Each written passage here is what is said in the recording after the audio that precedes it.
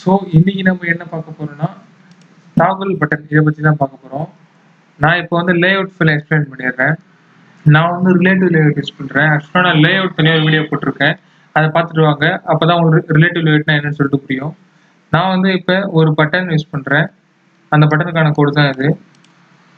அடுத்தது 2 toggle button use பண்ணுறேன், அதுக்கான கோடு தான் இது. நான் இப்போ மெயின் ஆக்டிவிட்டி எக்ஸ்பிளைன் பண்ணிடுறேன். நான் டாகல் பட்டன் கிளாஸில் 2 ஆப்ஜெக்ட் கிரியேட் பண்ணுறேன். ஸோ அதை டைப் கேஸ்ட் பண்ணி வச்சுருக்கேன். அதே மாதிரி தான் பட்டன் கிளாஸ்க்கு ஆப்ஜெக்ட் கிரியேட் பண்ணுறேன், அதையும் டைப் கேஸ்ட் பண்ணி வச்சுருக்கேன். ஸோ இப்போ இந்த பட்டனை கிளிக் பண்ணால் என்ன ஆக்ஷன் நடக்கும் அதை பற்றி தான் பார்க்க போகிறோம்.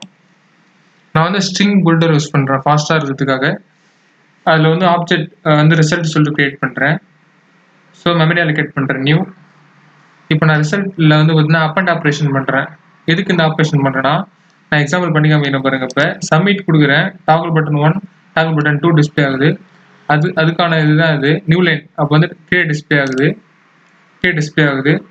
இந்த டாகல் பட்டன் டாட் கெட் டெக்ஸ்ட்னா அது வந்து எந்த ஸ்டேட்டில் இருக்குது, ஆனில் இருக்கா ஆஃபில் இருக்கா சொல்லிட்டு வந்துடும்.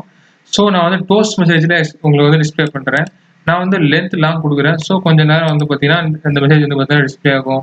நான் இப்போ உங்களுக்கு இந்த டாகல் பட்டன் ஒர்க் பண்ணி காமிக்கிறேன். இப்போ நான் டிஃபால்ட்டாக வந்து பார்த்தீங்கன்னா சப்மிட் பண்ணும்போது 2மே ஆஃபில் தான் இருக்குது. நான் இப்போ வந்து பட்டன் 1 மட்டும் ஆனில் வச்சுருக்கேன்.